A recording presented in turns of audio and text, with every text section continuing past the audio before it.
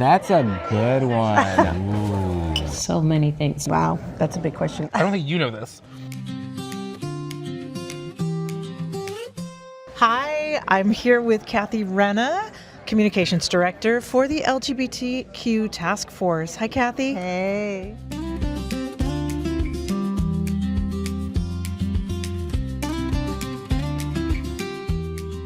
Thanks for chatting with me. Absolutely. Yeah, This is the only free 10 minutes I have to I know, you are No, I'm kidding.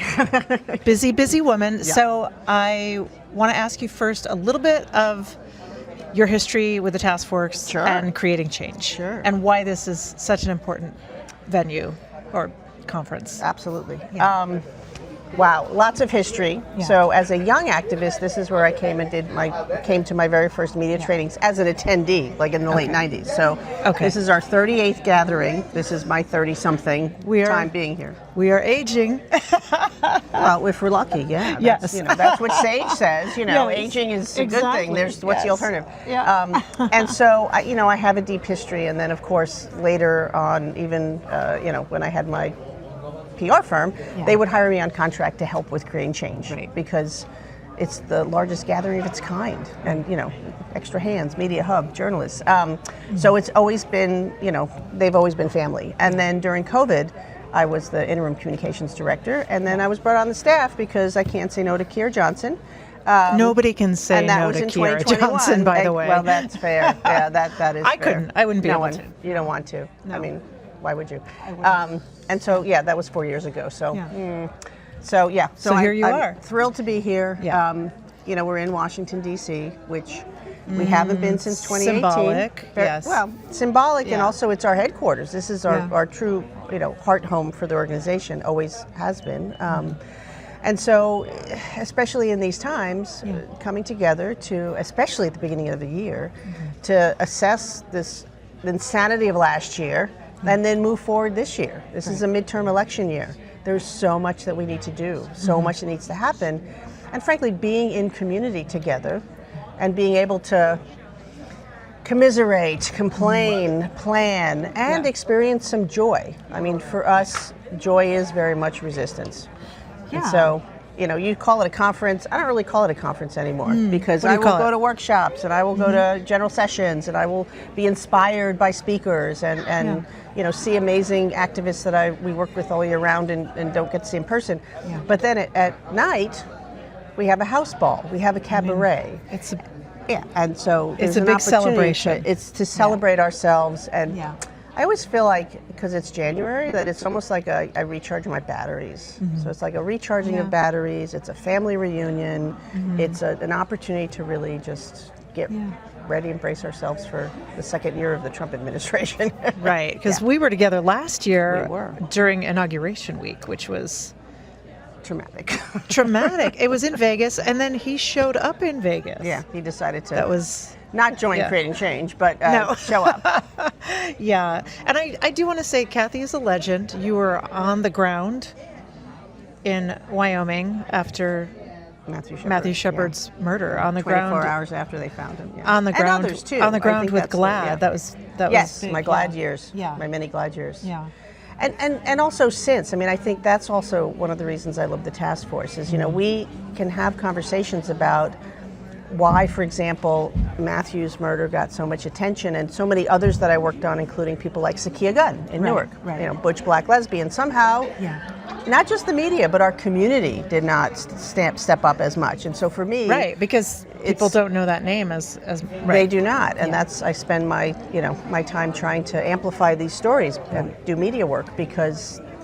we understand that even within our own community, we have to grapple with racism and sexism and classism, and that's what I love about the task force. The task force has always approached things from an intersectional perspective and led. Like, even at this gathering, I almost said conference, gathering, 40... I'm not going to call it a conference ever again. We're trying to, rebranding takes time. 40% of the people that are here have never been to creating change. So we have new people, which is amazing. But also half of the folks here are trans or non-binary. Right. Yeah. More than half of the people here are BIPOC. So as Kira will tease me and say, how does it feel to be, a cis white girl in the minority? And I'm like, this is It's incredible. Isn't this what we're working for? Yeah, Like, it's great. It's what we wanted. And so yeah. that, I think, is, a big part of all of the work that I've done for the last 30-something years has been about amplifying and educating within our own community as well as externally through media that we are a super diverse community. We're like a microcosm of the larger culture. And our issues, again, why I love the task force, our issues are marriage equality and hate crimes against queer people, but they're also immigration and healthcare. Right. And that's never been more evident than now. Freedom. And reproductive, bodily autonomy, reproductive rights. We're in front of the Supreme Court for Roe v. Wade. We're also there for Scrimeti, right? So I think that's a big part of what prepares us for this time right now, because like what we're seeing in Minneapolis is we're seeing, different communities and parts of diverse communities aligning and coming together, because we've got to do this if we're going to fight back against an administration and political forces that, as my dad used to say, they're not prejudiced. They hate everybody. They are coming for immigrants and they're queer immigrants. They're coming for folks who are seeking abortion access, healthcare access, economic equity, racial equity. All of those things are things that are queer issues for us. Equity, Yes, everything. Yeah. All of it. Yep. Well, Kathy, I have one more question for you. So Holding Space with Tracy is really about the intersection of art and activism. And so my central question is, what is your defying gravity? What is that piece of music or literature or film that has been with you for a while and perhaps changes over time? Wow, that's a big question. I mean, it was why I loved being at GLAAD, because I'm a pop culture nerd as well. I know. We have connected over Broadway. So, I think recently, honestly, the thing that has really moved me is Stranger Things. Okay. And not just Tell because me about that. It's for me. Like I've watched it from the beginning. It's been like a decade waiting, for new seasons. But one of the really interesting things is that I have so many kids in my life, great nieces and nephews, my daughter, and just young people that I love being around kids because I'm like a big kid basically. Yes, I can affirm. And they're not just watching it and loving it, and because it's a great show. Yeah. They're talking about queer characters that are part of this show, right? And the interesting thing is this season there was a lot of pushback around the fact that about Will coming out, right? And so feeling like culture is still the way to have these conversations, especially with younger people right now, is always been, one of the things that kind of moves me, and that's probably the most and best recent example. I love it. Thank you, Kathy. Thank you for taking the time. I know you are a very busy woman. Me too. Anything for her. Hi, I'm with Benjamin Coy of the LGBTQ Task Force.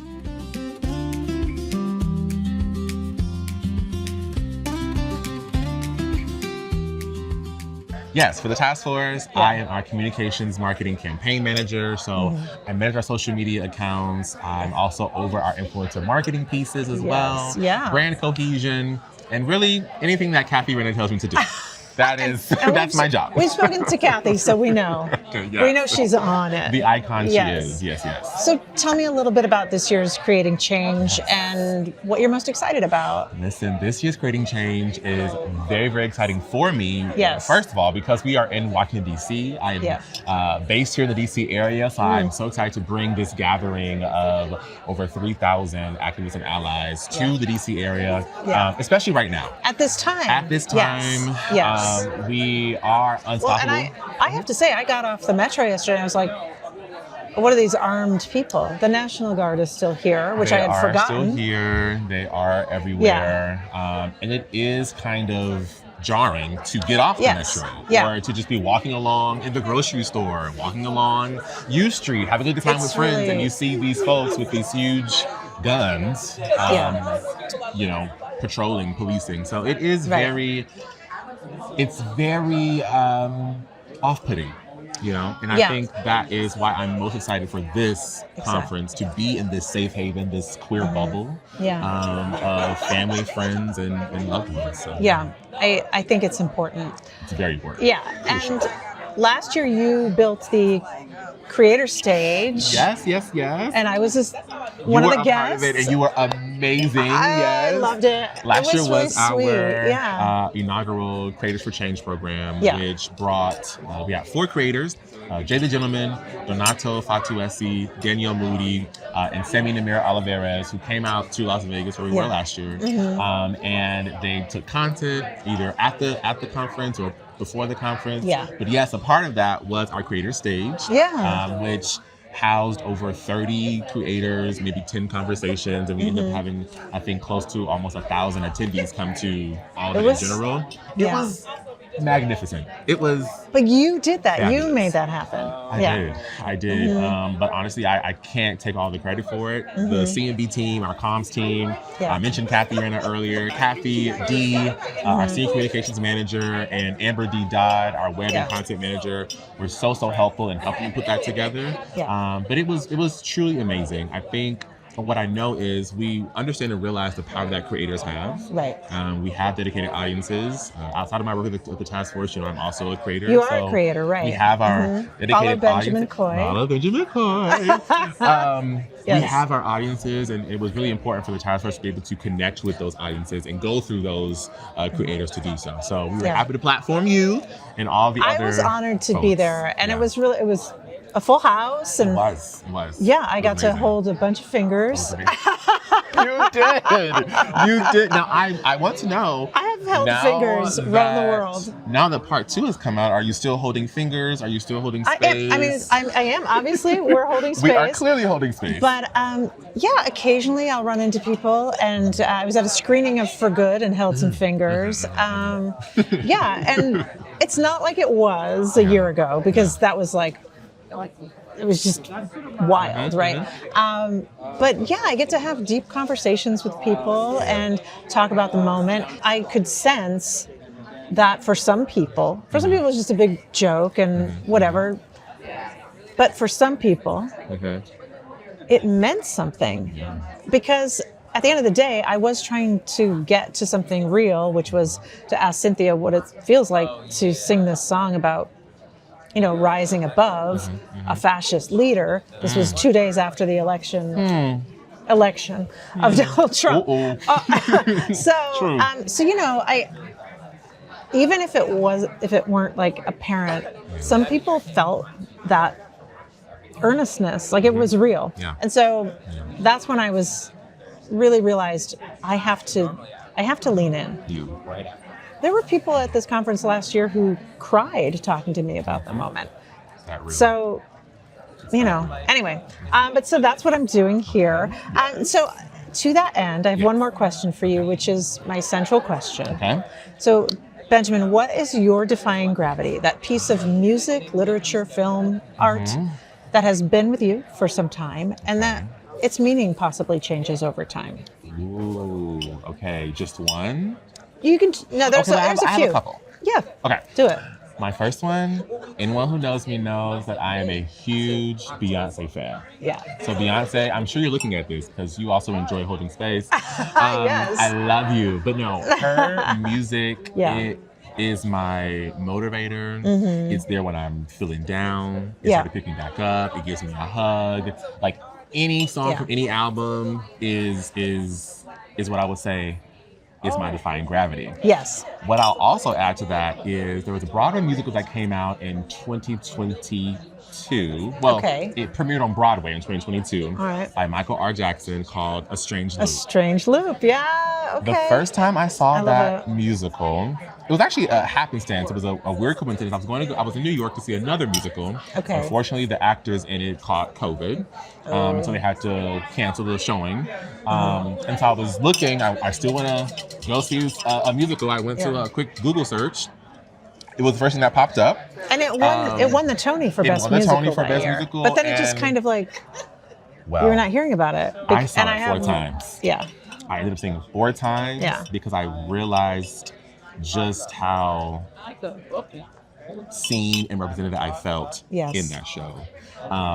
It centered a non-binary or queer. I'm not sure that they were non-binary, but I know it was a queer person writing a musical about a queer person writing a musical, Right. about a queer Black person specifically writing a musical. And so it took you on this journey of this character's coming of age. It was maybe a 7-person cast. And so you had the main character, but the 6 other folks or the 7 other folks, however many folks were there, were the character's inner thoughts. Yes. So inner saboteur, creative juices, all these things. And I really felt like my life was on stage. Yeah. Growing up Black and queer in the South, I saw that represented on stage as well. Yeah. Traveling to another major city to not find yourself, but to grow in yourself. Right. So that has always stuck with me since I saw that show. Again, I saw it 4 times. Okay, yeah. I was that in love with it, and I understand why it won Best Musical of the Time. Yes, and absolutely. Yeah. So I would say those are my All 2. right. I love it. Thank you so much for taking the time. I know you have a lot to do, so I appreciate it. Anything for you, Tristan. All right. Hi, I'm here with my friend, Alex Cooper, Editor-in-Chief of The Advocate. Hi, Alex. Thanks for chatting with me. Anytime. Anytime.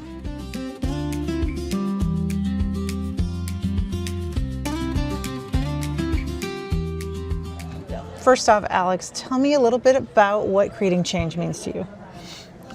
Creating change, it really is about community. Like something that I've been seeing continuously over just my few hours here. That's a refrain. We've been hearing that from everyone. Yes. I mean, just seeing, like visually seeing people connecting in a way that I know right now in our political moment, they don't have access to. Like being able to see people that have so much in common with you, politically, socially, identity-wise, being able to like commune and like have, just a few days to be like, well, how can we better the world? Yeah. It's super powerful. And it's just been amazing to see that. Like even like just, I'm talking about cafe lines, hallways, people who like know each other, like you haven't seen them in like, a couple, it seems like forever or something. They're like, coming back together. It's been great. Yeah, it's good. It's necessary. And I've been getting lots of hugs, which I need because I don't get that from my home office in West LA. I'm in queer media. Alex is in queer media. Would you talk a little bit about what it looks like for queer media right now, what that work looks like? It's rough because you do have a situation here in the US and also elsewhere in the world where queer lives are under attack in so many ways. And the people who are reporting on it when it comes to queer media, they are queer. And so you have this constant pressure of like working on these subjects that can be very emotionally taxing. Because you're directly affected. Exactly. You are part of this that you're reporting on constantly. And so it's been hard to focus also on the good and the thriving stories. It's been a lot. Yeah. I feel that. Yeah. So how are you holding space for yourself then while it's been a lot? Yeah, I'm holding space by, finding community with the people that support me, the people that are in my life that are there for me, being able to spend time with them, quality time with them, has been, super rewarding and necessary in this time. Yeah, thank you. And I have one final question. It's my central question of the podcast because, holding space with Tracy is about intersections of art and activism. So what is your defying gravity? That piece of music, TV, movies, literature, something that's been with you in your life for some time and that could possibly change its meaning over time depending on what we're going through. Okay, so fun fact. I don't think you know this. Okay. So my letter to the editor is actually about Brandi Carlile. Tell me something I don't know. I know that Alex loves Brandi Carlile. We both do. It was perhaps one of the reasons we became friends. Yeah. Okay. Yes. But yeah, it was about how her music has been there for me. Yeah. And during the election in 2024, crying in the car in my Subaru to the joke before I voted. And then also now with her new album with like songs like Human and Church and State, you know, this idea of, you know, surviving difficult times, but also winning. Because that's, I think, that we also need to focus on is like, coming out won, of it. Yeah, what we does it won look before. Like? Yeah. And like her song specifically Human, it really is about, you know, we've been here before. We've done this. We know what to do. We have to organize and then do it. And like things will get better. Yeah. All right. Well, that's it for me. Thank you, Alex. Thank you. Hi, I'm here with Ori Givens, Vice President of Communications for LGBTQ+ Victory Fund.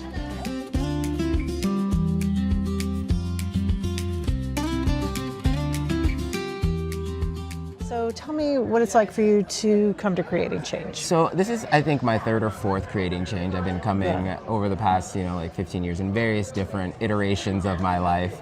And it's always, I was leaving the office today and I'm like, I'm going to get to hang out with queers. And it's just like that, being in community right now is so, so important. I think, you need to lay eyes on people. You need to be like, oh yeah, we're still here. And hands and give emotion and share and show love. And I think that's what we are really, really good at. So when we come together, it's always a key. So I was looking forward to it. Good. Well, would you talk a little bit about your job with Victory Fund and Institute and what y'all are working on? Yeah, so LGBTQ+ Victory Fund is a 527 that works exclusively to get LGBTQ people elected at all levels of government.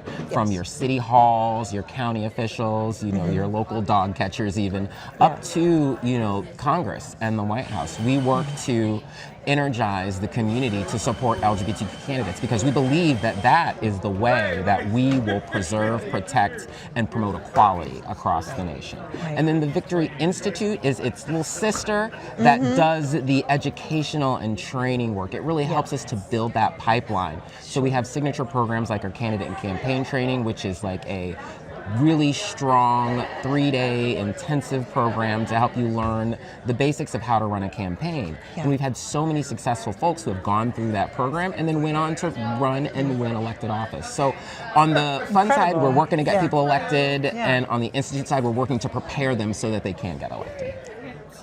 That's important work. I mean, would you touch on a little bit what you're facing with this current? Absolutely. I was going to say the current situation that we are in. What do you call it? A situation. The current situation. A situationship. Absolutely, absolutely. Because we're not staying in it. No. She's temporary. Hopefully. Yeah, exactly. I think it has been a difficult time for all of the movement orgs, right? All of us doing this work in LGBTQ, human rights, and politics, and social services, social justice. It's been a difficult time. Whether you're talking about media too, and media. We can't forget media.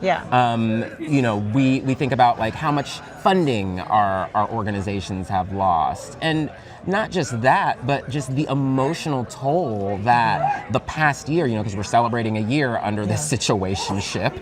I don't know if celebrating is the right word. Maybe we're commiserating a year. I don't know. You're the second person to say it's because of the traitors. But we've been experiencing what many of us was our worst fears, right? That we would see a paradigm shift in how equality was embraced and treated. And we went from the Biden administration, where we had record number of LGBTQ people serving in that administration, 14 to 15%, which is the highest ever, to we don't know how many are serving now. We do know that there are some LGBTQ people in the administration, but we don't know that everybody there is looking out for us in our community and working to build equality. So I think that we're in this space where everybody is really, this last year was about retooling and figure out how we deal with all of the things that are happening. And now I think we are trying to move forward, build progress, and say, okay, we're going to face this head on. I think at the grassroots level, our candidates, our elected officials, they feel and they experience the vitriol, the hate. You know, everyone from somebody like Sarah McBride, who's just really trying to like, you know, make lives better for people in Delaware, getting all kinds of hate from her fellow colleagues, not to mention, you know, the wider society. Horrific, It's absolutely horrific. And then you look at our local and state officials who are getting hate mail, they're getting death threats, they're getting, you know, threatened in person. So there's just this vitriolic environment that we all are living in, and it's very challenging. Yeah, it is. And how are you taking care of yourself? Oh, you know, a lot of TV. How are you holding space for yourself? How am I holding space? You know, I love television. I think I think it's a great way to like get outside of your world and get into another experience. So I love television. I love hanging out with my friends. I have a core group of, you know, good Judies, good girlfriends that I hang out with. I love that. And we actually also host a radio show, and so it's Black queer men together, live on the air, and that is a really healing space for me. I'll say it's called Queer State of Mind on Radio Free Brooklyn. Okay. Wait, listen, we check it out. Cross promote here. Yeah. Yes. And so I think that, you know, being able to intentionally hold space for us, create space for us to be us, is really healing and therapeutic for me. But I have to say, it's hard. You know, I have a lot of conversation with other comms folks that are in the LGBTQ space, and sometimes we are just like, well, this is what's happening right now, whether it's dealing with a Supreme Court decision or another law that's been passed or things like that. Like, you almost, your armor has to even get even more strong. You know, it's like we had to put on a second coat of armor in addition to the first one that we all have as queer people. You know, so I think it's been really understanding where we are in the moment and being cognizant of when you need to step back, when you need to move forward. And so that's kind of how I've tried to manage it. I haven't said it's always been successful. You know, I deal with anxiety and all these things. And it really does take a toll. Your brain can work against you. So, you know, just trying to calm that down and trying to, you know, ground yourself in things that make you happy, things that give you joy. For some reason, because there's a snowstorm coming, and I'm trying to like do this and try to figure things out, and the logistics of it, I started to have like a little anxiety attack today. Absolutely. But it's everything. It's the news cycle. And I think anything, you know, because we are in this heightened sense of anxiety across the board, anything can kind of continue to catalyze it, to spark it off or whatever. So it's almost like every day you could face something new that could be something that, you know, puts you in that very anxious space. And so you have to really understand and know yourself, you know, and connect with people, create a circle of support, whether those are friends or, you know, even like therapists or psychiatrists. Like, we need to tap in and tune in. And I think that, you know, we also have to recognize it's 2026, we're like 6 years out from the pandemic. That still has impact on us. I would say, I think beginning in 2016. It's 10 years now of trauma. Because, and we were shocked the first time around. And now that feels honestly, the first go around, like, I hate to say it was better, but they didn't have the mechanisms in place to do what they have been able to do now. So we really are in a different, they studied up and they put forth a new playbook, and they're executing that playbook. Project 2025. Exactly. And so I do think this time it is very, very different. And I agree that, like, we started to see this, you know, kind of backsliding, this animosity building back in 2016, and it continued to grow. I remember, you know, back then I was working for an anti-violence nonprofit in New York, and they saw a rise in hate violence that happened. And we still continue to see hate violence happening across the country. At all levels, you know, whether we're talking about the hate and disinformation that's happening in the internet space and online space, which I don't think we talk about enough, to actual physical violence against people, which has increased as well. So we're seeing this manifest in so many different ways, and now it's manifest to the point where the systems are breaking down that support us, and they're being defunded, they're being cut. Where's the money? Where's the money? People have money. and it's not getting to the places that need it. No, it's true. Well, I'm going to do a little pivot. Yeah. To Holding Space with Tracy is really about the intersection of art and activism. Yeah. And so I have a central question that I like to ask, and that is, what is your defying gravity? What is the piece of music, movie, TV, literature that has been with you over time and possibly changes? That's a good one. It's inspired by the moment. I love TV and movies. Yes. I think the one, we were talking about it. There are a few in different eras of my life, sure. right? So when I was young, I was growing up in Ohio. Although I lived in a relatively queer-friendly city in Columbus, like there were lots of queer people. Columbus was pretty progressive. And I was trying to find like things that reflected me and reflected, identity. And I remember picking up RuPaul's first book at a Barnes and Noble, and like the name of it is escaping me right now. Oh no! But I remember it was because it was like a very skinny book. Okay. And like it was really, really like insightful and cute and fun. And then shortly after, Letting It All Hang Out was the name of the book. That's what it was. Okay. I was about to pull my computer. Yeah, I was like, over. I know it's in my head somewhere. And then Tu Wong Fu, I think was that big movie. one? It was huge. Was that 95? 95, yes, 95. Okay, because it was after Priscilla. Yep, the year after Priscilla. Okay, yeah. But I was actually doing some research on Priscilla for a trivia game I host, and it was like, oh yeah, I want to rewatch. I want to rewatch Priscilla too. Yeah, Priscilla was 94. Okay. But seeing, seeing people live their lives in such bold ways resonated with me. I think movies like The Color Purple, is something that I'll come back to every so often, because you just need that strength and resilience. You need to understand, especially those generations that came before us, they endured so much for us to be able to be who we are. So that definitely had and that's an an interesting yeah. one, because there's the novel, the movie, the Broadway show, twice on Broadway, and then the movie musical based on the Broadway show. So there's so many iterations of that over time. So that's a really good one. Yeah, and it's funny. There's a song. One of my friends asked me how I'm doing, and I'm like, and what came to mind, because sometimes I think in songs. What came to mind is Fantasia Barrino's song "I'm Here." Yes, right? yeah, of course. And that was it's just a powerful kind of statement of like standing in your own skin. Yes. So I think that was one. The Color Purple was one that just really, really set with me, and it's still kind of come back to it to this day. Yeah. I'm a Grey's Anatomy person. I've been watching Grey's forever. Okay, yeah, so let's talk about it. my guest last week on Holding Space with Tracy was Alexis Floyd. Oh my God. She's a light in the world. Yeah, we had a great conversation. I love Grey's to this day. Yeah, and I know, she's 20-something years old at this point. I started watching it when I was in college. Right. But it's just something, like, I feel like when I grew up with them, like we've all become like these professional adults in the time. And it just something about Grey's just really like connects with me. Yeah. And I'm so, like I'll get mad at the characters, like I know them like they're my friends. Like I have something to say. Yeah.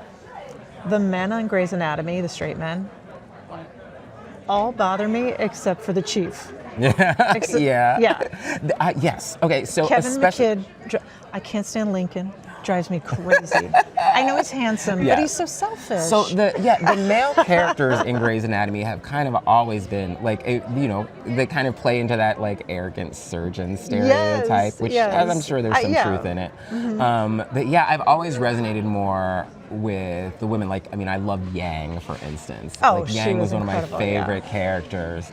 And Bailey, like come on. Bailey's iconic. Like if she ever left the show, I might stop watching. There's like so many people. She's such an anchor. Yeah, and then like I do love Weber too. I don't like this current storyline. I don't want to tease, give it, but I don't really like his current storyline. But I understand it and the power of it.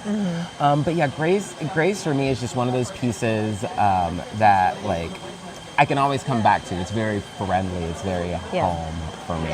Yeah, same. It's the only network show I watch. Yeah. Oh no, I watch a few, but I watch Elsbeth too. Okay, I like Elsbeth. I haven't gotten super into it. Like every time I've watched it, I've liked it. Same with Matlock. Like every time I've watched it, I liked it. It's just a procedural. Yeah. But I love the world of The Good Wife and The Good Fight, so that's why I'm still that's into true. Elsbeth. Yes. And I love legal procedurals too. Like I love Boston Legal. It is one of those things that like I've always like enjoyed watching. And there have been so many iterations. Like maybe a couple years ago, I watched Suits for the first time, which I loved, and wasn't watching it when it was on the air, but found it afterwards, and it was good. So yeah, TV. You know, there's so much media that really has had an effect. We didn't even talk about music. Music's a whole different. Music's a whole different thing. Well, I want to thank you for taking your time. I know you're busy. It's a lot to do here. Thank you. It's adorable. Thank you. I mean, she does this little stitching. I love I'll give you the information, or I'll give it to Kathy if you're interested. God. She can do anything. It says holding space. Yeah. Well, we are here with Kira Johnson, Executive Director of the National LGBTQ Task Force.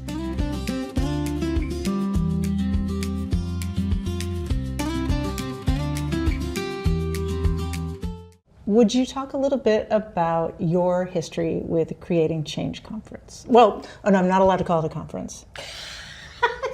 It is a family reunion. It is a community gathering. Yes, it is. Yes, it is. Wow, my first Creating Change was in Portland, Oregon. So I think it might have been 2000, maybe 2001. And what was your role back then? So I was actually an organizer, the Maxine Waters Reproductive Freedom Fellow at an organization called Choice USA. So I was doing reproductive health, abortion rights work, and I was an organizer. And what I knew, even in my early 20s, was that the LGBTQ movement and the women's movement are twin souls. Like, there's so much that undergirds, that is foundational to both of our movements, right? Self-determination, right? Bodily autonomy, right? These things, but we weren't working together. Right, and then also the phobias, transphobia, homophobia, and misogyny. Sexism. Yeah, they're all interconnected. That's exactly right. And so I ended up I heard about the task force. I also heard about the National Youth Advocacy Coalition, which doesn't exist anymore, but works with young people. And so I made it my work to find these LGBTQ organizations that would be interested in kind of collaborating around reproductive health and rights. And so I ended up going to my first Creating Change in Portland, and I was so overwhelmed. I was like, what?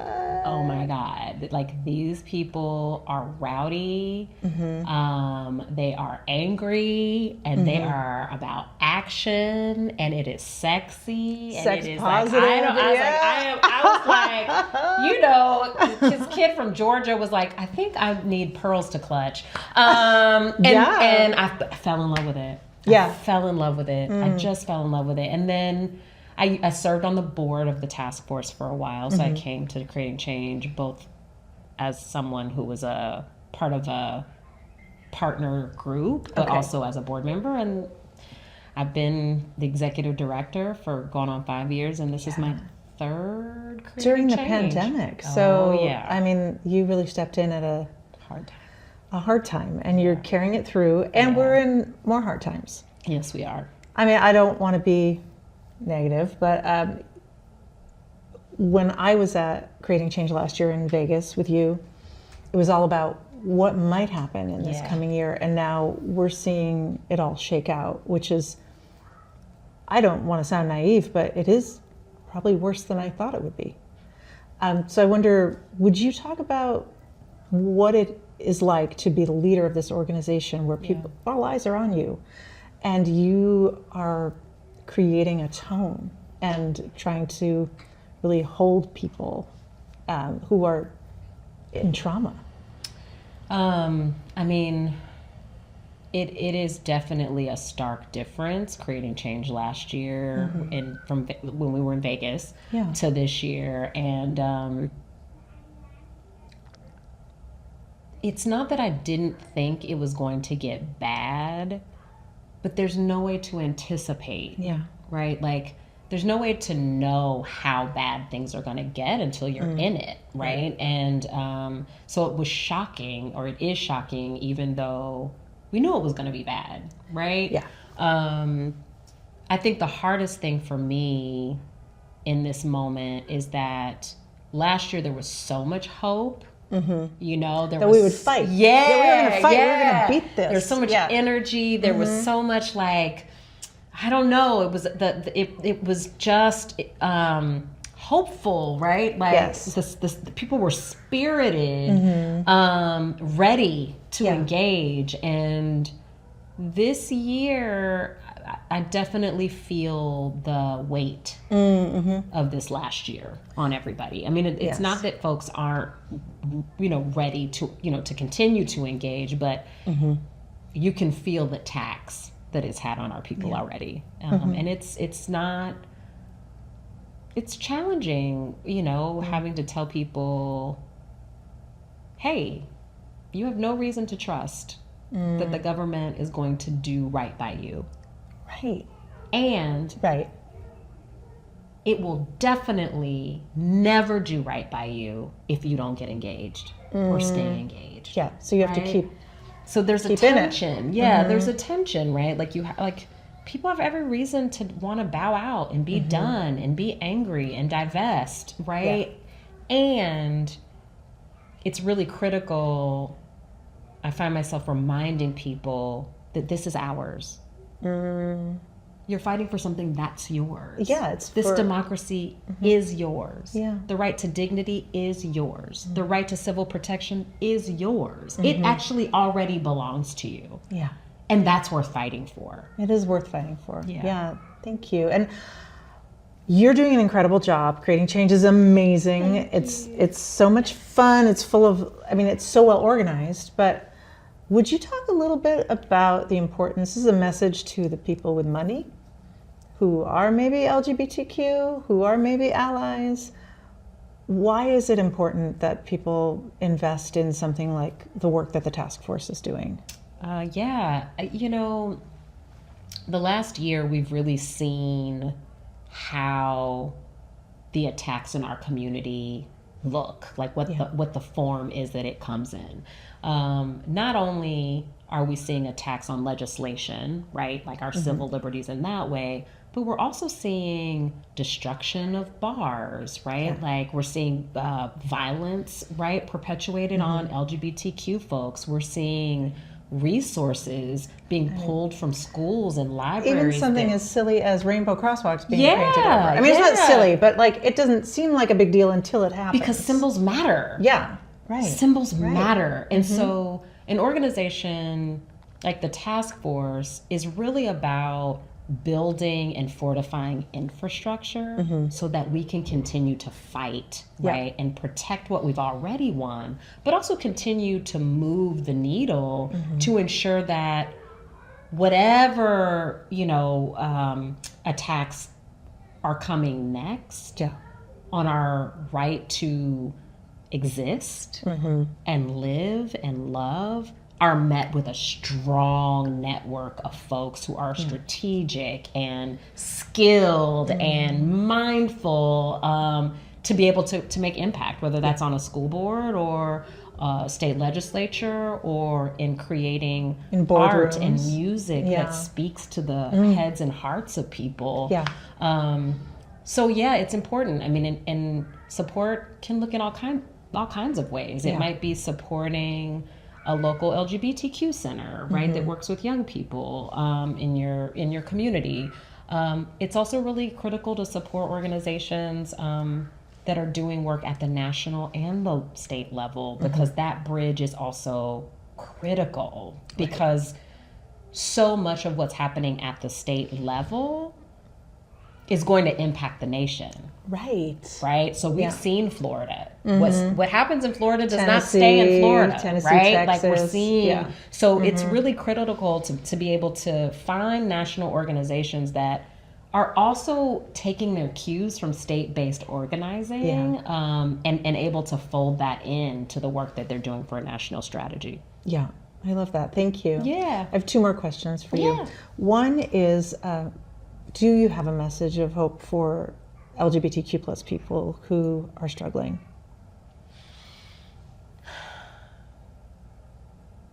You are not alone.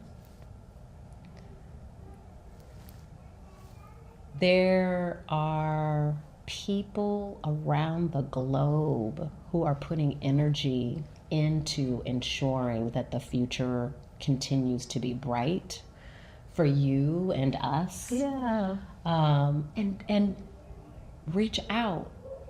Whether that's finding a friend on the block or in your school, a trusted auntie or grandparent, or there are tons of resources online.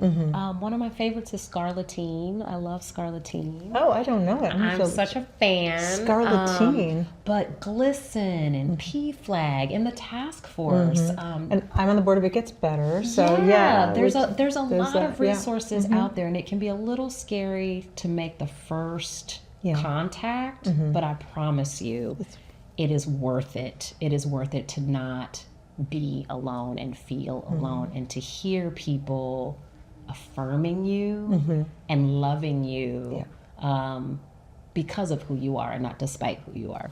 Yeah. Thank you for that. Yeah. So I want to ask you my central question of Holding Space with Tracy Gilchrist, my podcast, and it is based off of my viral interview. And that is, what is your defying gravity? What is that piece of music, books, TV, film, literature, whatever, that has been with you for some time in your life, and perhaps the meaning changes over time? There are, so many things. So the things that came to mind, This Bridge Called My Back, the book. What's it called? This Bridge Called My Back. Oh, who wrote that? It is a collection of stories from self-identified third world women of color. I think it was, the first one was published in the 70s. This song by Sam Cooke, I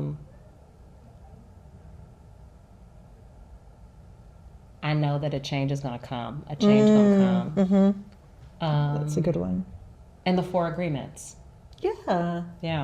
They were big. I remember those. Yeah, I mean, there's so many more, but those come. They're deeply meaningful to me. I think actually, A Bridge Called My Back is upstairs, edited by Gloria Anzaldúa and Sherry Moraga, and it's this collections of stories and poems that really get at how women of color metabolized feminism, right? And really wrestled with what is that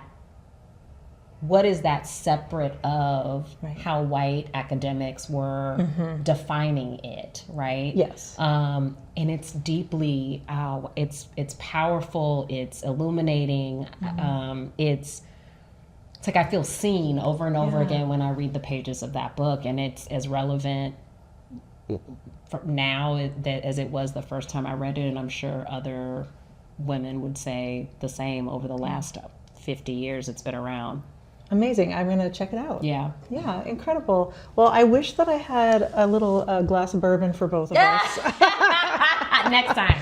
But it's not 5 yet. So, Kiera Johnson, thank you so much for taking time. I know you are very booked, so I appreciate it. Oh, thank you. Yay! Thank you. Well, thank you so much, Tracy, for having me. Like, subscribe, share. Thank you.